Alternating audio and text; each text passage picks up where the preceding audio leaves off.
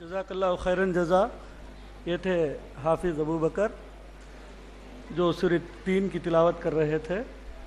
انشاءاللہ اب اس کے بعد کسی بلا تاخیر میں شیخ ارشد بشیر مدنی حفظہ اللہ کو دعوت دیتا ہوں کہ وہ آئیں انشاءاللہ اس جلسے سیرت النبی پر مخاطب ہو کر ہم لوگوں کو انشاءاللہ کچھ نصیحتی باتیں کہیں. السلام علیکم. السلام علیکم ورحمۃ اللہ وبرکاتہ. الحمدللہ وحدہ والصلاة والسلام علی من لا نبی بعدہ وعلی آلہ واصحابہ اجمعین. اما بعد فاعوذ باللہ من الشیطان الرجیم. بسم اللہ الرحمن الرحیم. یمحق اللہ الربا ویربی الصدقات واللہ لا يحب كل کفار اثیم. بسم اللہ الرحمن الرحیم. رب اشرح لی صدری ویسر لی امری واحلل عقدۃ من لسانی یفقہ قولی. میں سب سے پہلے اللہ سبحانہ و تعالیٰ کا شکر بجا لاتا ہوں. بے پایا درود و سلامتی ہو محمد مصطفیٰ صلی اللہ علیہ وسلم پر. اور میں اپنے تقریر کا آغاز کرنا چاہتا ہوں استقبال کرتے ہوئے دعا کرتے ہوئے کہ ہیرا گروپ جامعۃ النسواء السلفیہ کے فاؤنڈر اور ڈائریکٹر محترمہ شیخہ نہیرہ عالمہ فاضلہ اور اسی طریقے سے اس مدرسے کے منتظمین اور اس سے وابستہ سارے افراد، معزز بزرگان ملت، نوجوانان اسلام اور ماؤں اور بہنوں، آپ سبھی کا میں یہاں پر اسلامی طریقے سے استقبال کرتا ہوں. دعا کرتا ہوں کہ جس مقصد کے لیے ہم یہاں پر جمع ہوئے ہیں اللہ کو راضی کرنے کے لیے اللہ سبحانہ و تعالی ہمیں اس میں کامیابی عطا فرمائے. اور اکثر ہم کیا کرتے ہیں، بیان ہوتا ہے اکثر تو ہم کہتے ہیں سامعین اور سامعات، لیکن مجھے آج کہنا پڑ رہا ہے سامعات اور سامعین، یعنی سامعات. ماشاءاللہ غلبہ، خواتین کا غلبہ، لیڈیز فرسٹ، خواتین کا غلبہ نظر آ رہا ہے. بڑی اچھی بات ہے کہ الحمدللہ مرد اور خواتین، اسلامی تاریخ جب بھی لکھی جائے گی وہ تاریخ ادھوری ہوگی اگر اس میں صرف مردوں کا ذکر کیا جائے اور خواتین کا ذکر نہ کیا جائے، وہ تاریخ ادھوری ہو جائے گی. الحمدللہ اگر اسلامی تاریخ اگر کوئی آدمی رقم کرنے بیٹھے تو اگر ایک طرف ابو بکر صدیق رضی اللہ تعالیٰ عنہ، عمر فاروق رضی اللہ تعالیٰ عنہ، خلفائے راشدین، صحابہ اکرام اور ان سے پہلے انبیاء اکرام کا اگر کوئی نام مبارک ذکر کرتا ہے تو ساتھ میں مؤرخین کو لکھنا پڑے گا خدیجہ رضی اللہ تعالی عنہا، عائشہ رضی اللہ تعالی عنہا، سمیہ رضی اللہ تعالی عنہا. خواتین کے ذکر کے بغیر یہ تاریخ ادھوری ہو جائے گی. شاعر نے کیا ہی خوب کہا، وجود زن سے ہے تصویر کائنات میں رنگ، وجود زن سے ہے تصویر کائنات میں رنگ، اسی کے ساز سے ہے دل کا سوزے دروں. مکالمات فلاتو نہ لکھ سکی لیکن، مکالمات فلاتو نہ لکھ سکی لیکن، اسی کے شعلے سے ٹوٹا شرار افلاطوں. یعنی مانا کہ خواتین میں عمر بن عبدالعزیز رحمۃ اللہ علیہ جیسی نظر نہیں آتی. مانا کہ خواتین میں ہم کو بہت سارے صحابہ اکرام کے جو ہمیں کردار ملتے ہیں ماضی میں بھی اور حال میں بھی، لیکن عمر بن عبدالعزیز رحمۃ اللہ علیہ کو وجوہ بخشنے والی وہ ماں ہی تھی. اگر دنیا میں بڑے بڑے کارنامے کرنے والے تھے تو الحمدللہ ان کارناموں کے پیچھے اللہ سبحانہ و تعالیٰ نے خواتین کو بہت بڑا ذریعہ بنا.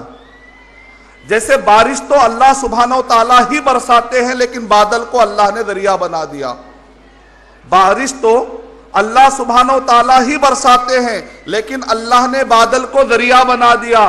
بالکل اسی طریقے سے ہدایت اور گمراہی بھی اللہ سبحانہ و تعالیٰ کے ہاتھ میں ہی ہے، لیکن اللہ تعالیٰ نیک ماؤں کو بھی ذریعہ بنا دیتے ہیں۔ نیک ماؤں کو بھی اللہ سبحانہ و تعالیٰ ذریعہ بنا دیتے ہیں اگر اللہ چاہتے ہیں۔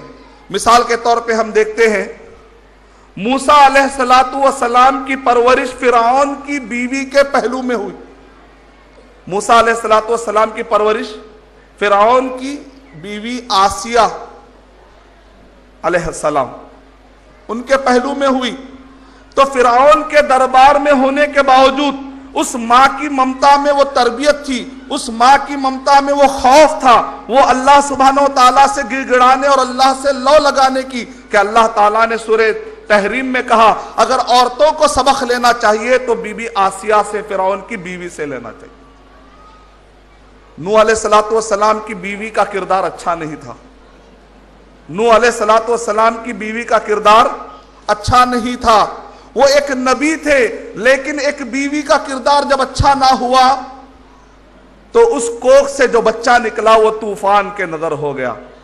شیخ سعدی رحمت اللہ علیہ کہتے ہیں پسر نوح با بدا بنشست، نوح علیہ السلام کا بیٹا گندی صحبتوں میں اٹھنے اور بیٹھنے لگا، اور گندی صحبتوں میں سب سے پہلے خود اس کی ماں تھی، نوح علیہ السلام کی بیوی نافرمان۔ پسر نوح با بدا بنشست، نوح علیہ السلام کا بیٹا گندے لوگوں کے ساتھ، برے لوگوں کے ساتھ اٹھتا اور بیٹھتا تھا، خاندان نبوتش گمشد، تو نبوت کا خاندان کھو گیا، ختم ہو گیا۔ لیکن سگے اصحاب کہف روزے چند، غار والوں کا کتا غار والوں کے ساتھ رہا، اچھے لوگوں کے ساتھ رہتے ہیں تو کتے کا بھی ذکر قرآن مجید میں آ گیا، اچھے لوگوں کا اتنا اثر پڑتا ہے۔ موسیٰ علیہ السلام کو جب ایک بہترین ماں ملی تو فرعون کے دربار سے ایک نبوت والا ایک انسان اللہ سبحانہ و تعالیٰ نے جنم دے دی۔ الحمدللہ ہمیں یقین ہے کہ اس مدرسے کے ذریعے سے ایک انسان نہیں بلکہ یہاں پر ماؤں کو ایک اسلامی مائیں بنانے کی کوشش کی جا رہی۔ ہمیں یقین ہے کہ ایسے بہت سارے خیر کے کام انشاءاللہ ان ماؤں، اسلامی ماؤں کے ذریعے سے کام انجام پائیں گے انشاءاللہ۔ جس ٹاپک پر میں آپ کے سامنے گفتگو کرنے جا رہا ہوں، یہ عنوان بڑا اہم ہے آج کے دور میں۔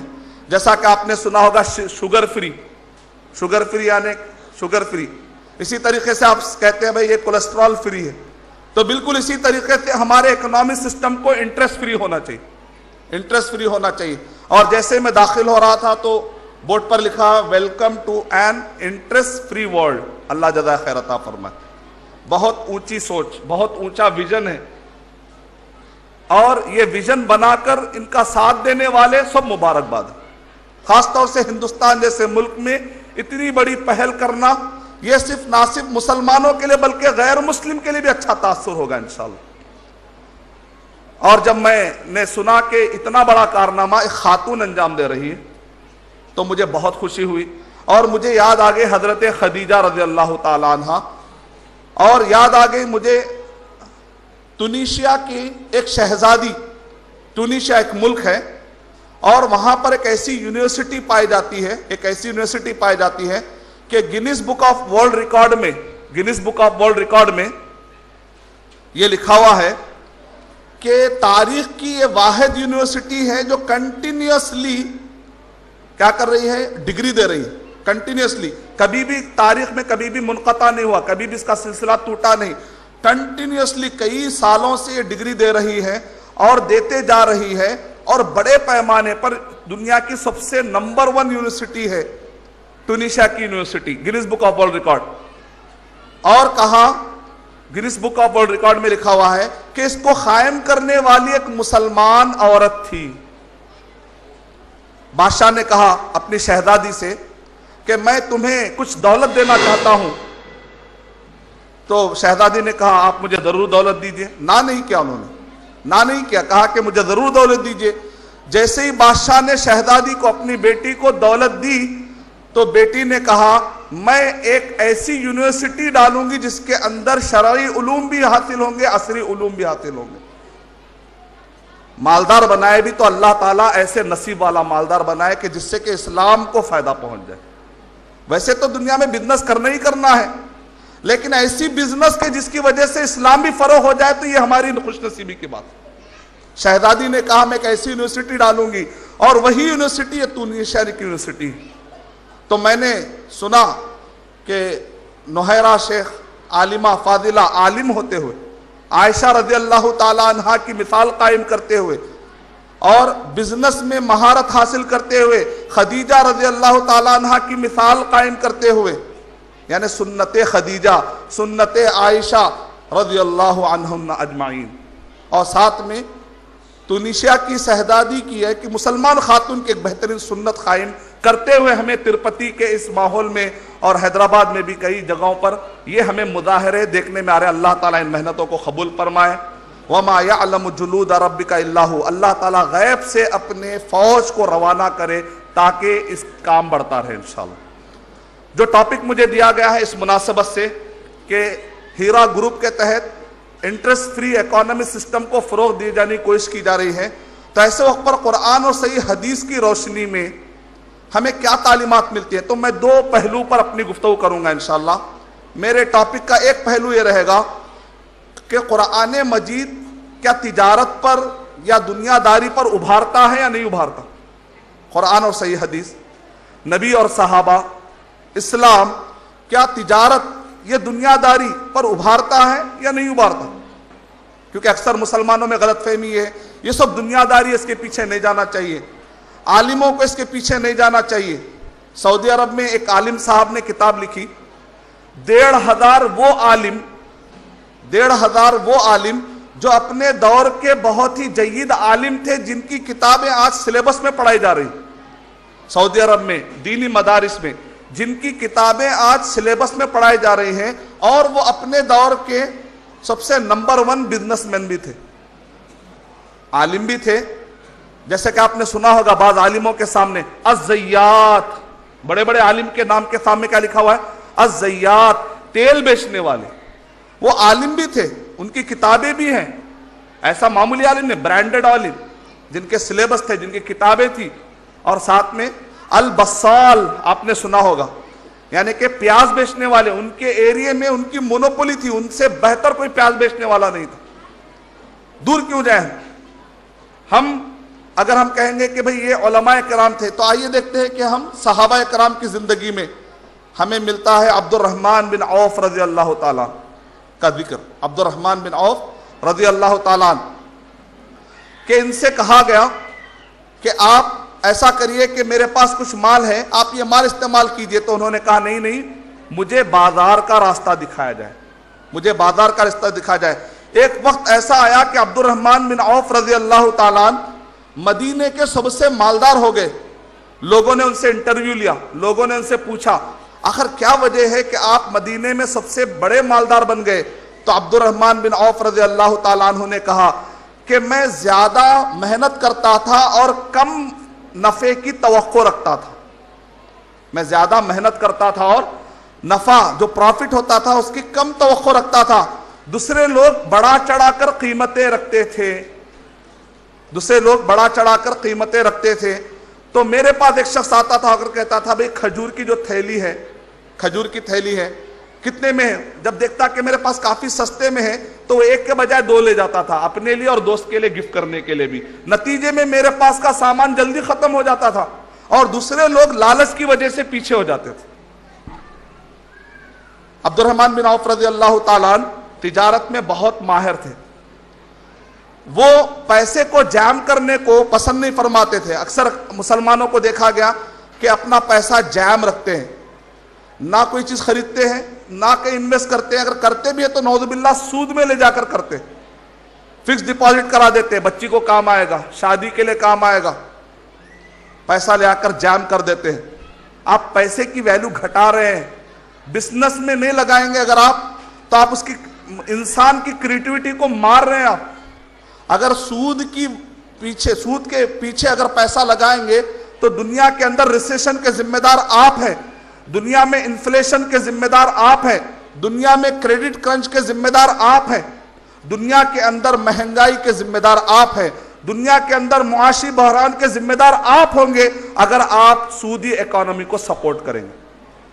میں بات ایسے ہی نہیں کر رہا ہوں، میں دلائل دوں گا، میں اسٹیٹسٹک دوں گا انشاءاللہ، تاکہ یہ پیغام کئی جگہ تک پہنچائے آپ لوگ انشاءاللہ۔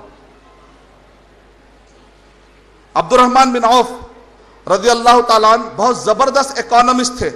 لوگوں نے ان کے پاس آ کر کہا ہم اپنا مال آپ کے پاس امانت کے طور پر رکھنا چاہتے ہیں۔ تو عبد الرحمن بن عوف رضی اللہ تعالیٰ عنہ نے کہا تم اگر اپنا مال امانت کے طور پہ میرے پاس رکھو گے تو یہ مال جام ہو جائے گا، کیونکہ آپ رکھ رہے ہیں، ٹھیک ہے میں امانت کے طور پہ آپ کو واپس لوٹا دوں گا۔ کہا کہ میں تم کو امانت مضمونہ کی شکل میں دوں گا، یعنی کم سے کم شکل یہ ہے کہ تم میرے پاس رکھ رہے ہو امانت کے طور پر، حفاظت کے طور پر، تو میں اس کو محفوظ کروں گا، لیکن اس شرط پہ کہ اس مال کو میں کم سے کم اپنے لیے استعمال کروں گا، جب ضرورت پڑے گی میں تم کو واپس کر دوں گا۔ خالی امانت کو رکھنے کو بھی پسند نہیں فرماتے تھے، کہتے تھے میں اس شرط پہ امانت کے لیے رکھنے کے لیے تیار ہوں کہ جب تم کو ضرورت پڑے گی میں تم کو تمہارا مال دے دوں گا۔ امانت میں کیا ہوتا ہے، ایک آدمی پیسہ رکھتا ہے بغیر کسی کمی بیشی کے واپس لے لیتا ہے، اس کو کہتے ہیں امانت۔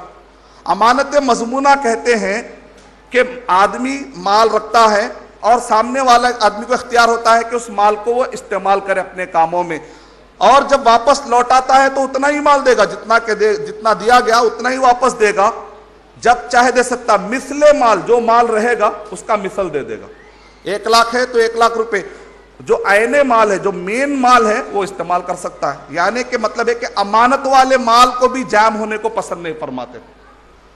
جب امانت والے مال کو بھی جام ہونے کو پسند نہیں فرماتے تو ہم اپنے پاس گھر میں بیکار مال رکھتے ہیں، اور کئی دنیا میں اس کی وجہ سے غربت ہو رہی ہے، اور افریقہ کے کئی بچے لاکھوں کی تعداد میں مال نیوٹریشن کا مطلب ہے جن کو کھانا پانی برابر نہیں ملنے کی وجہ سے، دوا نہیں ملنے کی وجہ سے مر رہے ہیں۔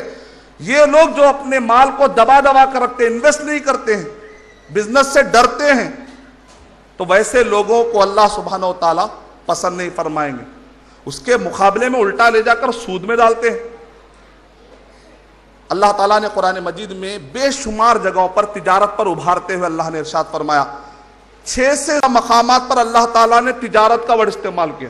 اگر آپ پڑھتے ہیں سورہ بقرہ سورہ نمبر 2 کے آیت نمبر 15 سے لے کر 29 کے درمیان، اور اسی طریقے سے اگر آپ پڑھتے ہیں سورہ نساء سورہ نمبر 4 کے آیت نمبر 29 میں اللہ سبحانہ و تعالیٰ ارشاد فرما رہے ہیں، یا ایھا الذین آمنوا لا تأکلوا اموالکم بینکم بالباطل، اے وہ لوگوں جو ایمان لائے ہو تم آپس میں باطل طریقے سے مال کو مت کھاؤ، الا ان تکون تجارتا عن تراض منکم، مگر یہ کہ وہ تجارت کی بنیاد پر اگر ہو تو ٹھیک ہے۔ اللہ تعالیٰ کیا کرے، تجارت کی بنیاد پر ہو تو ظاہر بات ہے، رضامندی کی بنیاد پر اگر ہو، لاس اینڈ پروفٹ میں شیئرنگ جس کو آپ کہتے ہیں، باطل طریقے سے نہیں کھا سکتے آپ، سود طریقے سے نہیں کھا سکتے، لیکن تجارت کے اندر لاس اور پروفٹ کہا کہ تجارت کر سکتے ہو۔ اللہ تعالیٰ نے قرآن مجید میں ارشاد فرمایا سورہ نور سورہ نمبر 24 کے آیت نمبر 37 میں اللہ سبحانہ و تعالیٰ ارشاد فرما رہے ہیں، فی بیوت اذن اللہ ان ترفع ویذکر فیہا اسمہ، آگے اللہ سبحانہ و تعالیٰ کہہ رہے ہیں کہ یسبح لہ فیہا بالغدو والآصال، یہ مسجدوں کے اندر رات اور دن اللہ کی تسبیح بیان کرتے ہیں۔ رجال لا تلہیہم تجارت ولا بیع عن ذکر اللہ، لوگ دنیا میں کچھ ایسے خوش نصیب لوگ ہیں وہ تجارت کرتے ہیں تو اللہ کے ذکر سے غافل نہیں ہوتے۔ یعنی اسلام میں بتایا جا رہا ہے کہ تجارت کرنے کی اجازت ہے، لیکن شرط یہ ہے کہ تم اس میں اتنے منہمک نہ ہو جاؤ، تم اس کے اندر اتنے زیادہ غافل نہ ہو جاؤ کہ اللہ کو بھلا بیٹھو، ماڈریٹ۔ دنیا میں ہم دیکھتے ہیں تو کچھ مذاہب کہتے ہیں کہ تم اپنے نفس کو کچل دو، اسلام کہتا ہے کہ نفس کو کچلنا مشکل ہے، نفس کو تم تزکیہ کرو، صفائی کرو، کچلنا مشکل ہے اس کو کیا کرو، صفائی کرو۔ قد افلح من زکاہا، کامیاب ہو گیا وہ جس نے کہ اپنے نفس کو پاک کر لیا۔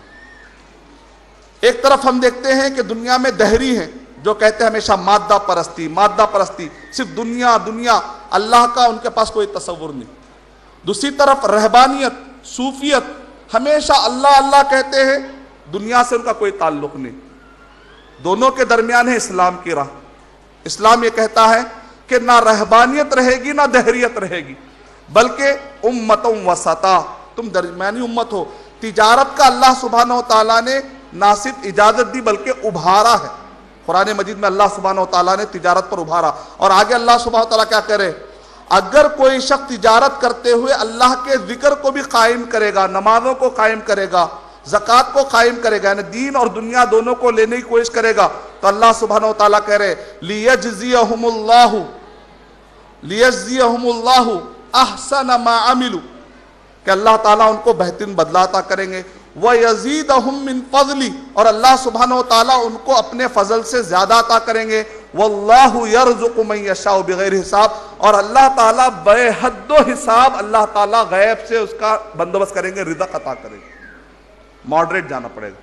بڑی خوشی کی بات ہے کہ ایک طرف مدرسہ بھی چل رہا ہے، دوسری طرف بزنس سیٹ اپ بھی چل رہا ہے۔ اللہ قرآن مجید سورہ نور سورہ نمبر 24 کی آیت نمبر 37 کی روشنی میں ہم کو یہ ایک تطبیق نظر آ رہی ہے۔ اللہ سبحانہ و تعالیٰ اس کو قبول فرما لے۔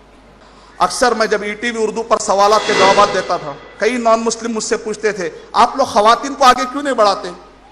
میں نے کہا کہ تاریخ میں خدیجہ رضی اللہ تعالیٰ عنہا موجود ہیں، تاریخ میں خدیجہ رضی اللہ تعالیٰ عنہا موجود ہیں کہ وہ تجارت بھی کیا کرتے تھے۔ عائشہ رضی اللہ تعالیٰ عنہا موجود ہے، وہ وقت کے طور پہ الحمدللہ شاعرہ بھی تھی، عالمہ بھی تھی۔ تو وہ لوگ کہتے تھے پرانی مثالیں مت سناؤ، ہمیں اس دور کی مثال سناؤ۔ تو الحمدللہ ہم کہہ سکتے ہیں کہ شیخہ نحیرہ کو اللہ تعالیٰ جزائے خیر عطا فرمائے کہ آج کے دور میں ہم ایک مثال دینے کے لیے ہمت سے دے سکتے ہیں میڈیا میں انشاءاللہ۔ اللہ تعالیٰ ان محنتوں کو قبول فرمائے، اور اس راہ میں جو بھی تکلیفیں آ رہی ہیں اللہ تعالیٰ غیب سے انتظام فرما دے۔ اللہ تعالیٰ نے قرآن مجید میں تجارت کے بارے میں اجازت دی ہے۔ اب آئیے میں آپ کو